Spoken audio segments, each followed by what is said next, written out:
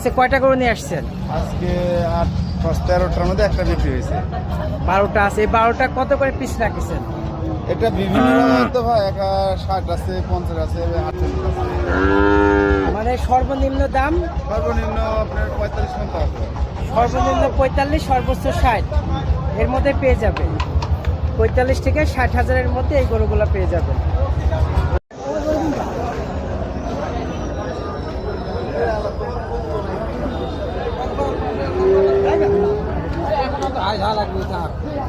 করেন